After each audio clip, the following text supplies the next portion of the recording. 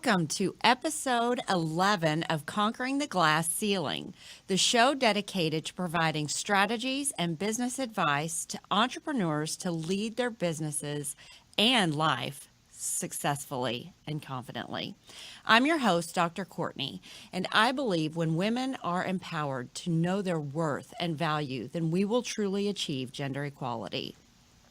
Are you a female entrepreneur looking for strategies and advice to grow your business? Well, you found the right spot. I've grown my business from a small, tiny investment to a multi-million-dollar enterprise, and I am here to help you. Conquering the Glass Ceiling will not only empower you, but every week it will bring you key insights and ideas from some of today's most successful and inspiring leaders. Female entrepreneurs who have done exactly what you have done, but grown their empires. And be sure to subscribe to catch all the shows. And in a moment, we will be joined by Andrea Heuston, the founder of Artitudes Designs. Andrea is going to share with us the power of resilience. Oh my gosh, you've got to hear her story. How to assemble your tribe, and how to find your confidence in your worth.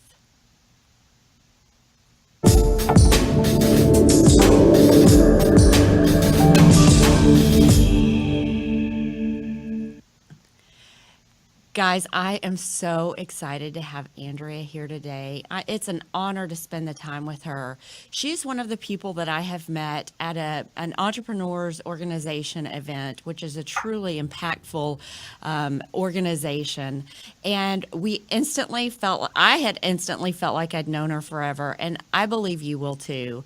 Andrea is the business owner of Artitudes Design, which is a multi-million-dollar company.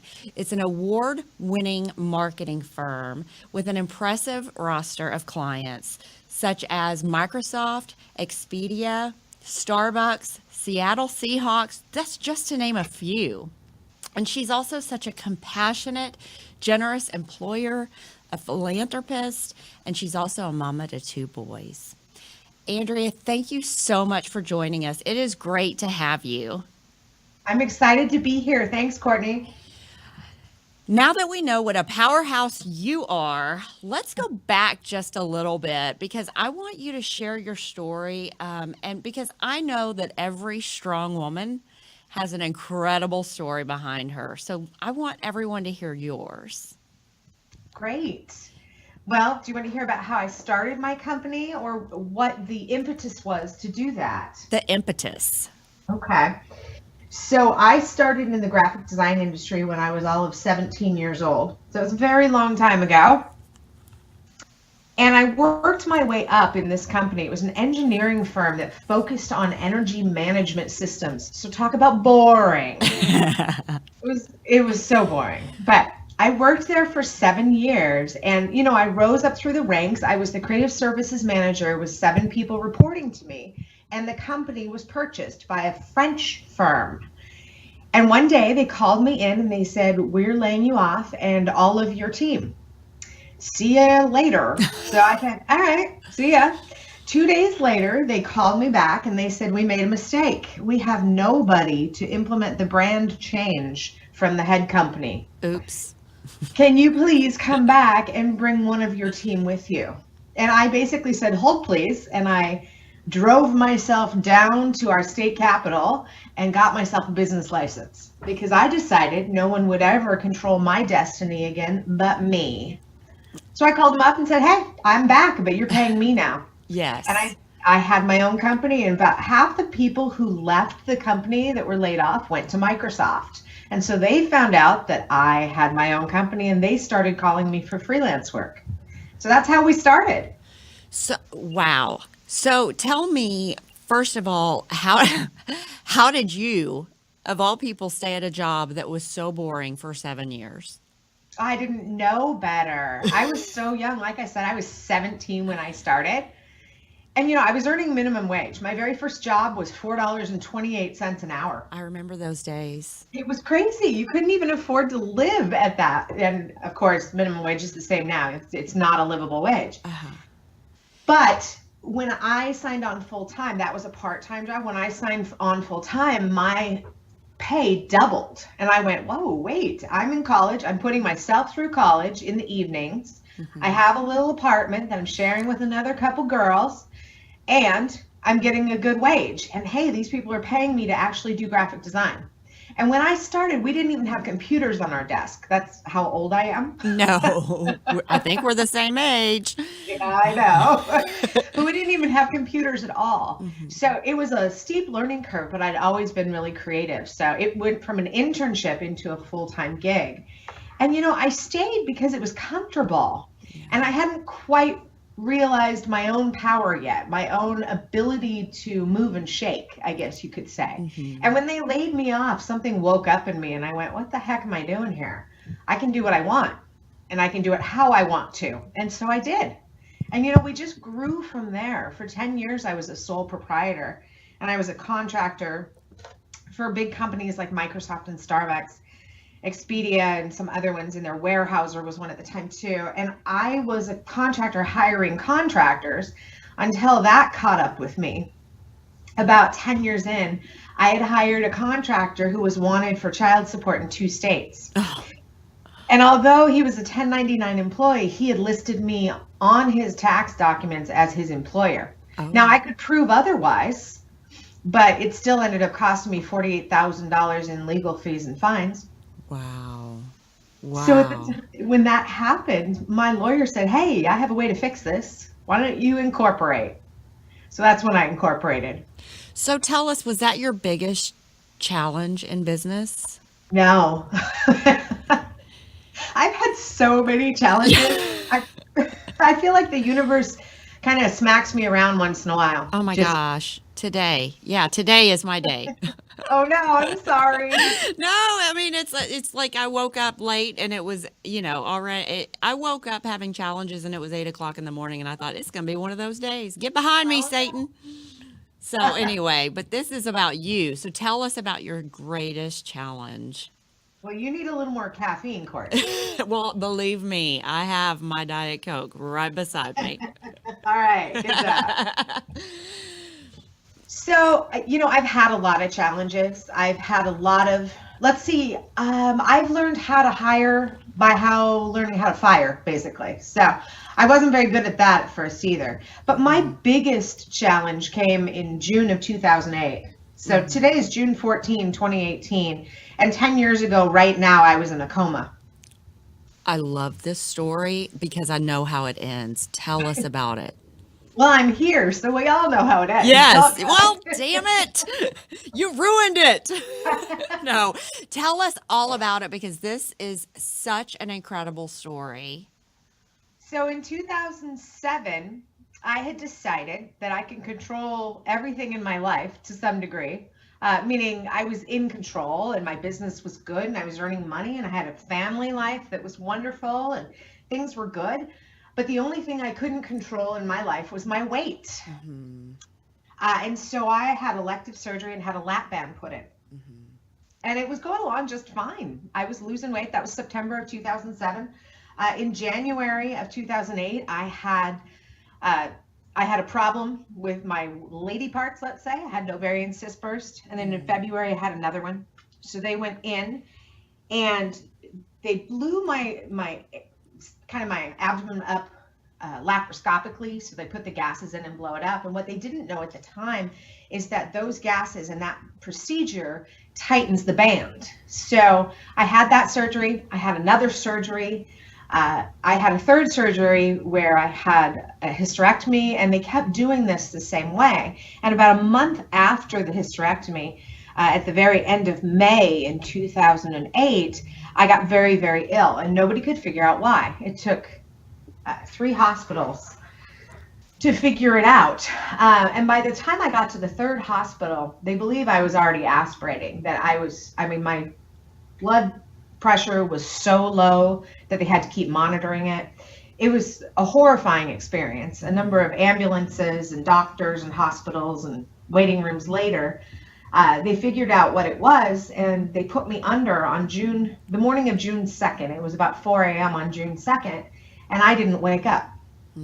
So I aspirated on the operating table. They didn't know how long I was without oxygen. They told my husband I was likely brain dead because they had no idea. But I came out of that surgery completely intubated. So I had 9 tubes coming out of my torso. I've got 9 scars on me. Actually, I've got 11 because it includes my main line and my PICC line. But I was in a coma for 17 days and in the hospital for over 3 weeks. So they prepared my husband for my death 3 times. They brought my kids in to say goodbye. I had 3 blood transfusions. I had sepsis. My entire system shut down. I had bed sores from the middle of my back to the middle of the back of my legs. I was in the worst shape you could think of. When I woke up and had a conversation with the hospitalist who was my doctor, he said, "You must be one stubborn woman because there's no reason on earth for you to be alive right now." And you said, "You're right. I am stubborn, and that's why I'm alive." Yes. And when I woke up, a little funny side note is I asked my husband for my cell phone and he said, "Oh my God, I knew right then you were fine." So it was the first thing out of my mouth. So when I had my stroke, that was exactly what happened. Well, not that exact thing, but when I woke up, I was like, "Oh my God, I've got to get back to work. Where's my phone? Where's my iPad?" And I was just more concerned with everything else that was going on. And I think that's what we typically, especially as women, do. Put everything else in priority instead of our own health and our own needs. We do. And that is, it's an epidemic, really. And I've been more involved with the American Heart Association, and they see it all over the place. And that's one of the things that I really want to draw awareness to is women have to start taking care. It goes back to the old adage of the oxygen mask. Put your own mask on first. It's true. But you know what a mom does? A mom puts a mask on her kid first. Yeah. That's why they have to say it over and over again. That's right. It's so true. But you're right. We don't take care of ourselves. We are so busy taking care of everybody else and everything else, all the details in our lives. And whether that is because society mandates it or it is just something we've always done, we need to be better about taking care of ourselves. I almost lost my life. That was the big part. I mean, I almost lost my life. My family almost lost me. My business almost went away. It took me 8 months to get back into my business full time because when I came out of the hospital, I was in a wheelchair. When I was out of the wheelchair, that was about a month. I was using a walker for almost 6 weeks because I had lost my sense of balance somewhere in there as well. So I had to go to physical therapy for months on end before I could finally be strong enough to stand on my own. How long were you without oxygen? They actually don't know. They weren't able to tell. And so I do know I lost capacity in both of my lungs. It's about 18% in one and 23% in the other. But through a lot of hard work, I'm in better shape than I've ever been in my entire life. Yeah. Oh, and do you still get your steps in? Yeah, I'm doing 10 miles a day every day. So 20,000 steps every day is my goal. That is awesome. Good for you because you are really putting your health as priority so you can be there to take care of your kids and take care of your business and be a wife and a badass because you are. Thanks. But you know what that incident, I guess you could say, that entire episode did for me and for my business and as a leader? I was able to let people do their jobs. Yeah. So before my coma, I touched 85 to 90% of every project that came into the company. I knew the clients, I knew their birth dates, I knew their kids' names, I knew the projects, I knew who was doing what and why. And when I was out of my business, I couldn't do that. And so honest to God, we did not lose money that year, but we made about 1.5%.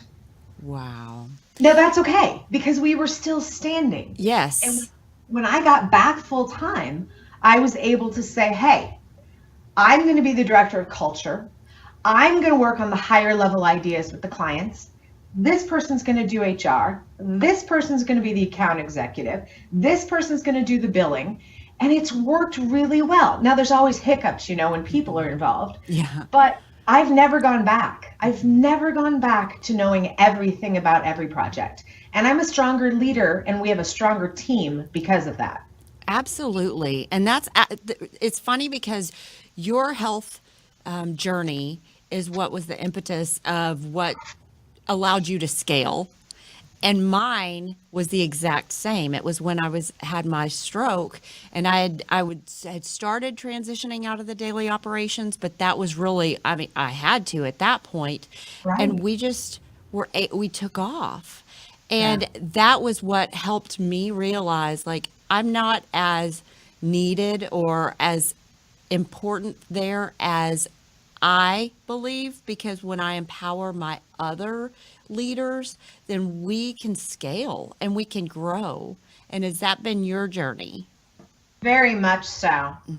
Because people are good at things. And you know what? I'm not good at everything. And I wanted to be. I wanted to know it all. And now I don't want to know it all. Exactly. And I hire people. They say to surround yourself with people who are smarter than you. You never want to be the smartest person in the room. And I fully believe that. We have a creative director here who's freaking amazing. And I could only aspire to be as good as he is. But I wanted all of that kind of glory for myself in the early days. And now I just want the team to be strong, and I want us to be able to scale, and I want us to serve our clients better than anybody else does. And I think we do. A lot of leaders try really hard to separate themselves out from every aspect of operations, and they have a hard time doing it. Both you and I had a light switch that was flipped. So I would never recommend a health scare to anybody, something No. like this. No. But it really helped us become the better leaders that we are. Oh, I completely agree. And, you and I share a huge passion, which is helping support women in their journeys into leadership. And we're passionate about what women can do as leaders. Tell me why you are passionate about You that. know, there are a lot of reasons, but women are just finally coming into their own, I would say. I feel like we have for years lived in the shadow of men, but not only men, the idea of what women are supposed to be. And we're at the point where there are enough people around, and you and I are not the newest generation on earth whatsoever anymore. And the younger generations are looking at traditional gender roles and saying, hey, forget that. That's not what I'm doing here. I am here because I'm a valuable asset. What I have to give is of value. And I'm going to show the world that I can do that. So we're fighting against social norms from 100 years ago or longer. And I truly believe that women are here to help rule the world because we are connected. We have the ability to see beyond what's on the surface. And we have this sense of empathy that I don't believe all men or all male leaders have, because it's just not how they're built. Right. So my goal, really, and my voice is being used for women to rise up.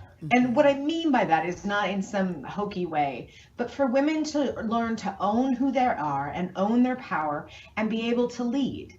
So I have a hashtag that I use that's lead like a woman, and I write articles right now about women's leadership topics. And one of my last articles has 199,000 clicks on it and views. It's crazy right now.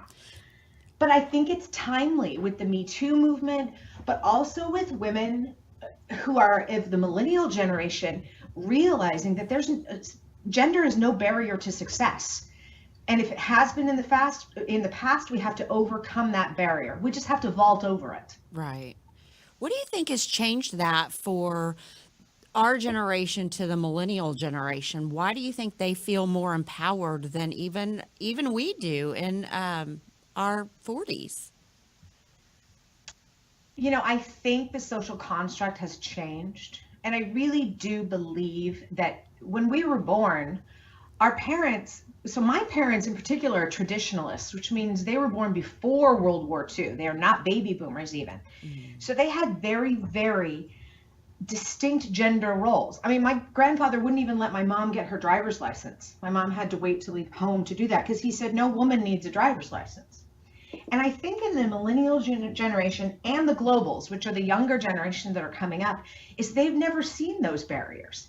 It was not to talk politics, but it was very natural to have a woman running for president for them because it wasn't about gender. It was about who was right for the role. And I do believe, even though there's still a lot to be fixed, but I believe what we have in society in terms of movies and entertainment and social construct in general is now honoring women more. Maybe not to the degree that we need to. Right. But women are being more visible, where they didn't used to be as visible. They were invisible. And women have a voice, and they're using it for the first time ever. Well, and I also think that there's something to be said for the generation that millennials, I mean, I have one of those. And I think, they were raised in a very, you can do it, everyone gets a trophy generation. But for those girls, I think it was empowering to say, yeah, I get a trophy too. I get to do this. And I see a lot more entrepreneurs, especially younger entrepreneurs, saying, this is what I want to do. Younger female entrepreneurs, I should say. And so I think that has something to do with it too, with these younger girls saying, I can do anything I want. I don't have the limitations that even our society did. And I love that because I think where we are, and the research from Lean In and Company along with McKinsey, or Lean In along with McKinsey and Company, found that at the C level, we are more than 100 years away from gender equality. And that pisses me off. But that's at the rate that yes, and that's at the rate we've been on since 2012 to 2015. But I think that now this younger generation really has the ability to shave that and narrow that gender gap. And I am so excited about it. What are you doing to change the face of leadership for women and you're writing articles and speaking now too? I am. That's really what I'm doing. I'm using my voice to really empower women. So I'm also working on a new platform, you could say, that's not quite out there yet. That's going to help women find their own power, I guess you could say, within business and leadership. And I'm in the process of interviewing women, strong women who have overcome adversity, who are leaders, about their stories. So I'm working on a book right now about that. The working title is Stronger Voices, but it's about what has made us who we are and how we can continue on that upward trajectory. So I feel like, honestly, in the US especially, and other countries, but really in the US, that we're at this tipping point. And, perhaps it's partially the Me Too movement, perhaps it's the political climate that's out there right now, but we're at this tipping point where women are finally realizing that they need to be treated as equal or better, for that matter, because it's not always the right man for the job, as the saying goes. It can be the right woman for the job as well. And women, most of them, are finally realizing that that's a reality. It's not just something we think about and wish for, but it's a reality because we are qualified and we are strong and we do make better leaders in many cases because we have empathy. I want to go back, and now that it's given me a minute to think about it, like you were talking about growing up in a very traditional home. So where did you get your confidence as a female leader? So I honestly believe it's when I was an exchange student at the age of 16. So I had a very traditional upbringing. My parents were both there. I have two brothers. I'm the middle child of three. I always have had a strong voice. I've always been mouthy, let's just say. Sassy, mouthy, whatever adjective fit from my parents' mouths at the time. But I always kind of stretched at the ropes, you could say. And so my junior year of high school, I was a Rotary exchange student to Denmark.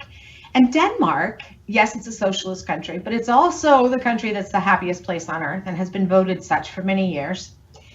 And when I got there and saw the society there and how different it was, they are many years ahead of us in terms of gender equality. I mean, if you look at Scandinavia in general, in 1975, Finland or Iceland is the country that had the walkout. It was Iceland. They walked out in 1975 for equal pay. 75. Wow. I mean, look at how long ago that was. And they have equal pay. Mm-hmm. They're within 2%. So living in that culture for a year and really finding my independence, I came back to the US an entirely different person. I grew up in a very traditional right-wing conservative household, and all of a sudden I was a voice for change. And I honestly don't think my parents liked that. Yeah. I'm sure that was a hard adjustment for both sides, for you and for them. And I just know that's one of the things that we connected on is how scrappy we can be. And I love that. I mean, because that is something that it really adds to your resilience and to your grit and to the fact that we're still alive after, all the health challenges that we've had. And I love that. So how did you assimilate back into that culture, your home and being different now? Well, I moved out. So Well, so there's that. I got home. I was 17 years old. I got an internship at this energy management company, being a technical illustrator and a typesetter. At the age of 17, because I had almost all my credits for high school, I had one class left that I had to take. And I just decided that I was ready to lead my own life. So when I turned 18, I moved out of the house and into my own apartment, and I had a job, and I collected friends and people around me who were also strong in that they had been through something, they had to fight something to become who they were. And, it's been a battle, I will be honest. I mean, I'm 47 years old, and it's still a battle with my parents to some degree, who I adore, but we're very, very different. And I think I confuse them because I want what I want, and I am who I am. So I'm not one of those people who is going to have anybody tell me what to do. I'm one of those people who's going to help lead others. I don't like to tell people what to do, but I do like to lead. And I think overcoming that and learning to own who I was has really helped me become who I am. Well, and not apologize for who you are as well. I mean, so many people, so many women minimize their strength, and They that's do. and that's where our power is. So you minimize Exactly. your power.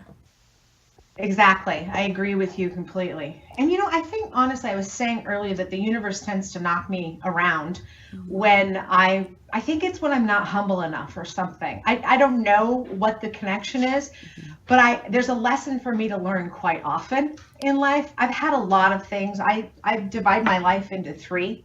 So there's before and after infertility. We spent almost 5 years trying to have kids before we adopted our boys. And then there's before and after my coma. And then about 4 years ago, my house burned down. So there's before and after that as well. And I feel like every time I'm not recognizing something that the universe is trying to tell me, that it really comes down and says, you better listen to me now. Yeah. What do you attribute that to? That voice? I am a fairly exuberant, energetic person, and I like to pave my own path. And if there's a forest in front of me, I'm just going to knock down all the trees. And sometimes that is to my credit, and at other times it's a detriment, because I don't often see what's in my way before I kind of bulldoze over it. And so it's taken years for me to be able to say that. And honest to God, something's going to happen at some point that's going to have to show me again, because I don't think I'm a fast learner. I know I'm not.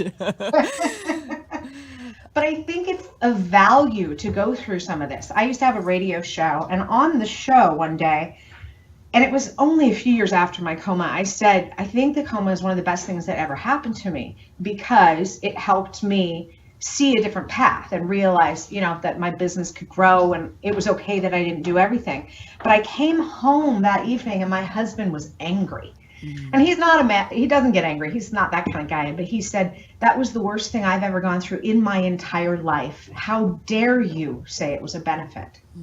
So you can see how different people have a different view, and that it means something on a different level to different people. So I think what I go through and what my journey and my story is entirely different from, say, my husband, who's been at my side for 25 years. Yeah. And it's about honoring that journey, that sometimes I need to step back and say, wait a minute, the footsteps that I'm in aren't the ones I need to be in right now. I need to position myself somewhere else so I can have a different view, so I can be stronger as a person and as a leader. I think that there was a reason that we had this conversation today, because you and I swear, listening to you, I feel like I'm listening to me.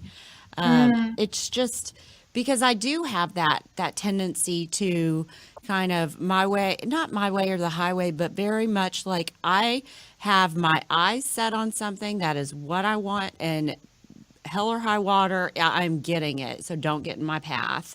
And it's not like an intentional, I'm out to hurt somebody. It's more like that's my goal. And by God, it's going to happen.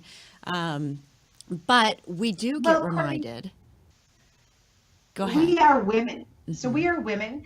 And so what we do when we have our eye on a prize is we have to fight that much harder and be that much bolder than a man in the same position. And sometimes we roll over people in our way. Unintended, too. Exactly. Yeah, I agree. So you did bring something up earlier that I want to go back to as well, that you were talking about when you were starting life after coming back from being a foreign exchange student, and you moved out and you had to start finding like-minded people. Talk about building your tribe. So, I would call myself a nerd in school. My brother, who was in the same grade, calls me kind of just too smart, is what he had said. So not a nerd, but kind of a brain. And so I didn't have a large social group when I left high school and kind of started out in the world. Most of my friends were older than I was. And my best friend was frankly Danish. And so she had come over for a year as well, but we were far apart from each other. So what I learned to do pretty quickly as I was navigating the waters of adulthood was to find people who, A, I like to spend time with, but B, I could learn from. So really the people who had experience or knew what they were doing more than I did, but I could follow along and figure it out as I went. Now, when I started my business a few years later, I realized that I needed to build my tribe, as you said, and create value from all the relationships I had, because I don't know what I don't know. Right. So the most important thing I did, and when I speak to women and women entrepreneurs, I usually say, what you really need to do is you need to create value in your inner circle. You need to find a coach, was the first thing I did. You need to find a peer group of some sort where you can talk about things that you don't understand that maybe they can help with, because your everyday friends are probably not your peer group when you're running a business, at least not to the same degree. You need to find a banker who will give you their cell phone number, somebody that you can be close to and explain things to, but also have a good relationship to. You need to find a lawyer, and it's got to be a good one that you connect with, and you need to find a CPA. Those are the ones I say. You need a coach, you need a peer group, you need a banker, a lawyer, and a CPA. Those are the 5. And I know there are others out there as well. I mean, anybody in any role can say, well, I need an advocate here, or I need, somebody who can understand marketing here to help me with my personal brand. But that's not your tribe. Your tribe are the people that know things you don't know and are willing to share them with you, because you all have each other's back. Right.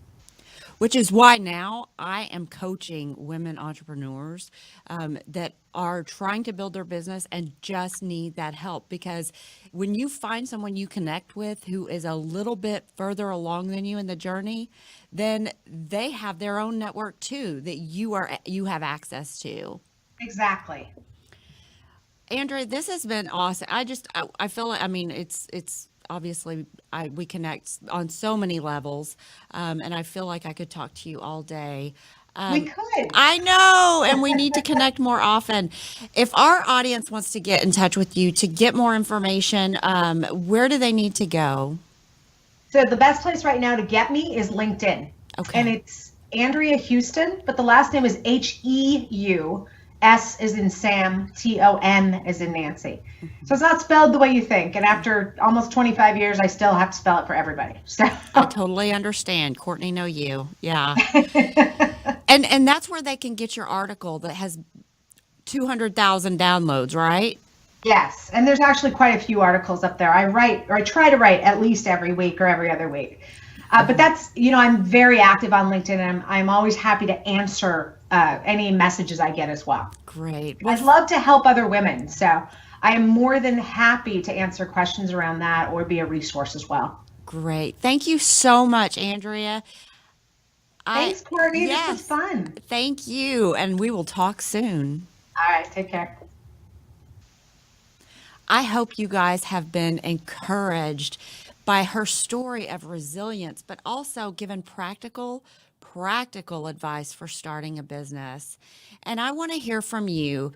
Are you a business owner working to build your business and desire to scale? Or do you desire to start a business and just need a little help? Connect with me because, as I said, I am now coaching you female entrepreneurs to build and scale their businesses. You can reach out to me at Cortney@CourtneyBaker.com, and we can set up a strategy call to get you started. And if today's episode resonated with you, please feel free to share and share with someone you know and leave your comments and give me your feedback. Thank you so much for joining us, and I will see you next week.